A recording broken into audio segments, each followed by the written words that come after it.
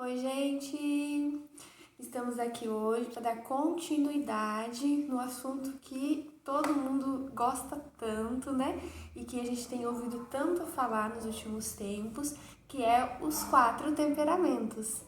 Esse assunto é um assunto que eu amo, que eu tenho estudado muito e que eu posso dizer que tem feito uma grande diferença na minha vida. E eu espero que na sua também, tá bom? E hoje nós vamos falar um pouco dos 4 temperamentos e da espiritualidade, né? De como cada temperamento deve agir para o seu crescimento espiritual, né? Então, às vezes a gente pode pensar assim, poxa vida, eu sou melancólica, eu nunca vou ser santo na minha vida, né? Com esse temperamento, com essas más inclinações. Então, o vídeo de hoje é para dizer para você que sim, é possível você melancólico ser santo. Santa Teresinha do Menino Jesus era melancólica e se tornou uma grande santa, né? Assim como você que acha que é fleumático, colérico, sanguíneo e que fala assim, nossa, eu nunca vou conseguir ser santo, isso não é para mim, né? Eu não consigo manter a minha vida espiritual da forma que eu gostaria. Então, esse vídeo é para você, tá bom? Então, eu convido você a ficar até o final dele. E antes disso, convido você, se você ainda não é inscrito no canal do YouTube, por favor, entra lá no canal do YouTube e se inscreve, tá bom? Se inscreve, curte o vídeo, compartilha, aciona lá o sininho para você ser notificado quando eu postar algum vídeo, tá bom? Por que eu peço isso, né? Peço isso como um presente mesmo para você, que você tire 1 minuto para você se inscrever no canal, porque quanto mais pessoas estiverem inscritas no canal, mais pessoas a gente pode atingir com esses vídeos. E na verdade esse é o meu intuito, né? Esse é o meu desejo, poder ajudar as pessoas de alguma forma, tá bom? Então corre lá, se inscreve no canal, tá bom? Vamos lá, então nós vamos falar hoje de técnicas espirituais para cada tipo de temperamento. Olha que legal, né? Então é claro que não significa que essas técnicas são apenas para esse tipo de temperamento, mas é da onde nós precisamos partir a nossa vida espiritual, tá bom? Então vou começar hoje falando dos fleumáticos. Como que o fleumático pode progredir no seu caminho espiritual, na sua espiritualidade, né? Como ele pode viver, que tipo de técnicas, que tipo de exercícios espirituais ele deve fazer em primeiro lugar. Então, nós sabemos que o fleumático, ele tem como característica ser um pouco acomodado, né? Então, ele não é levado tanto, ele não é estimulado com facilidade. Ele é na dele, ele é tranquilo, ele é sossegado, né? E isso pode ser um grande risco na espiritualidade, né? Porque ele vai ter essa dificuldade, né? Então ele não é atraído facilmente pelas coisas.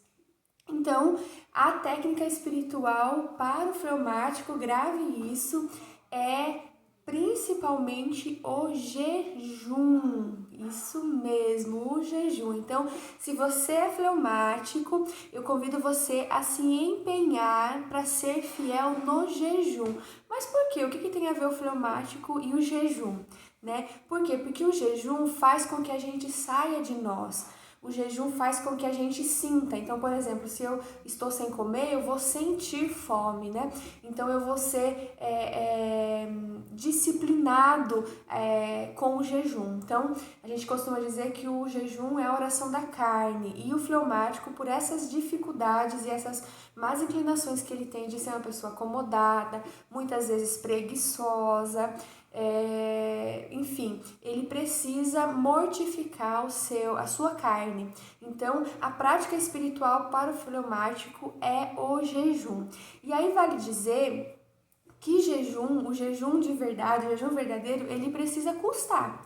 Ele tem que fazer diferença. Então, por exemplo, se eu vou num nutricionista para fazer uma dieta, o nutricionista vai pedir para que eu coma de 3 em 3 horas, para que eu não sinta fome. O jejum é o contrário, eu preciso sentir fome. Então, por exemplo, você ficou, vamos supor, 8 horas sem comer, mas você começou a sentir fome a partir de meio-dia.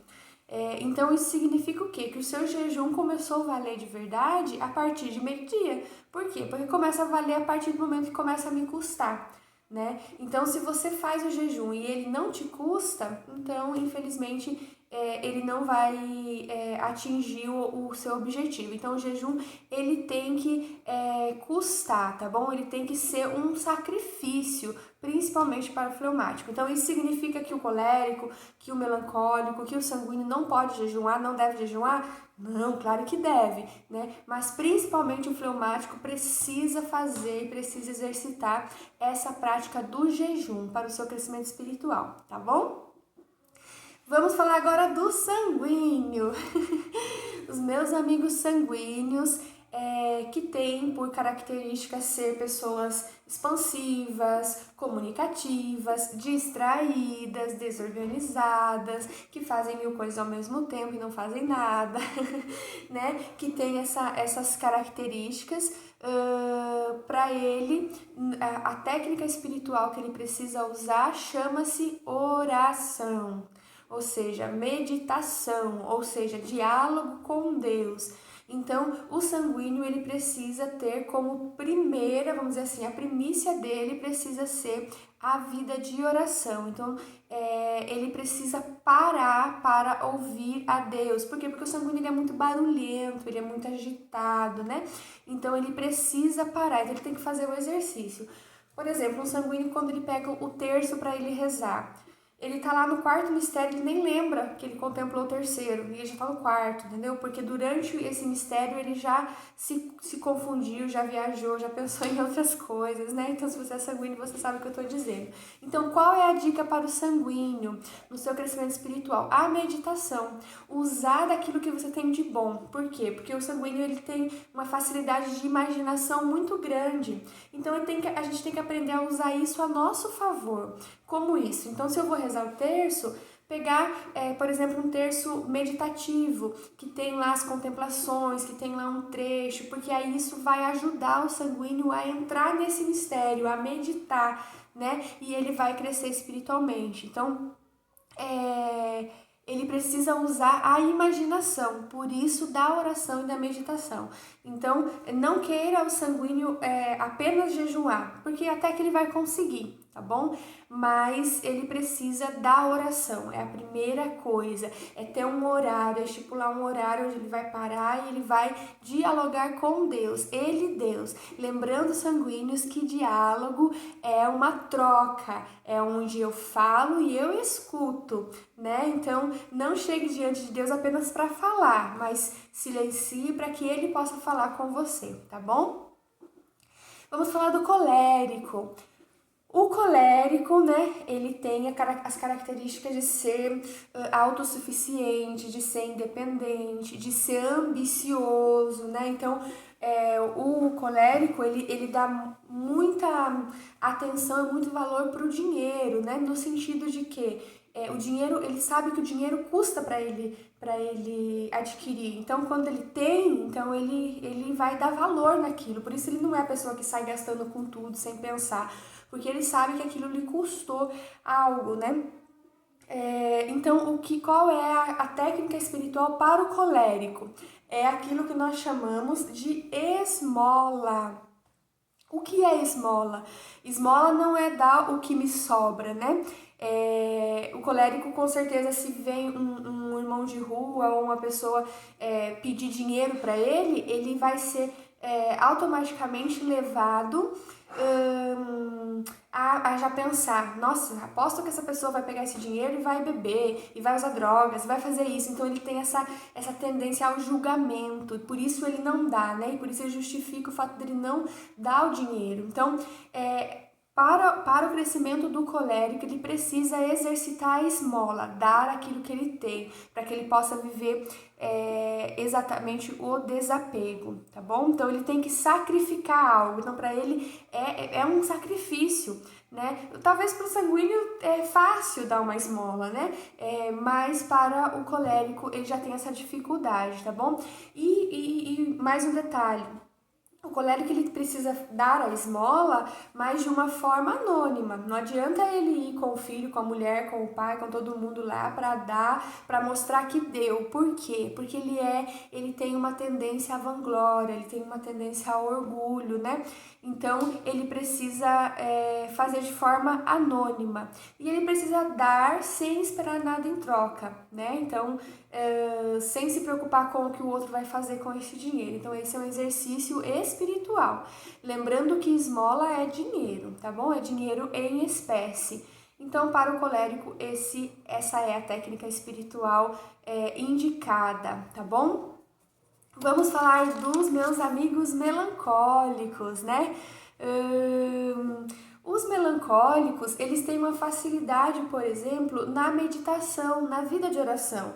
Então, o melancólico que está em busca da conversão, ele não vai sofrer tanto para meditar, ele não vai sofrer tanto para dialogar com Deus, para viver o silêncio, para ouvir Deus. Não, para ele até que é fácil. Então, qual é a técnica espiritual que o melancólico precisa usar, né? Então, ele precisa, como que podemos dizer, adquirir virtudes, tá? Então, mas como assim adquirir virtudes? Ele precisa conhecer as virtudes, praticar as virtudes e conquistar essa virtude.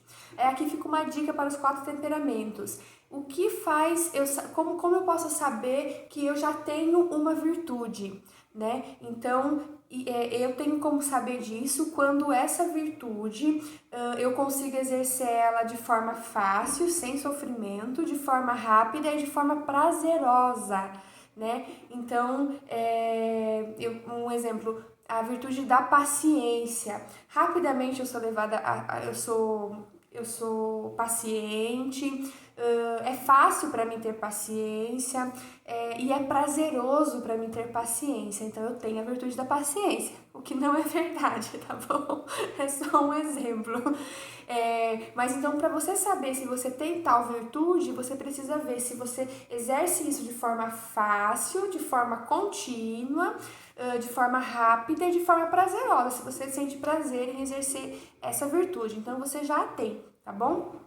Do contrário, você ainda não tem. Então, você precisa o quê? Exercitar as virtudes, tá bom? Então, o melancólico, ele é pontual, ele é justo, né? Ele é ritualista, então ele tem todo um ritual na sua espiritualidade. Então, ele precisa fazer o quê?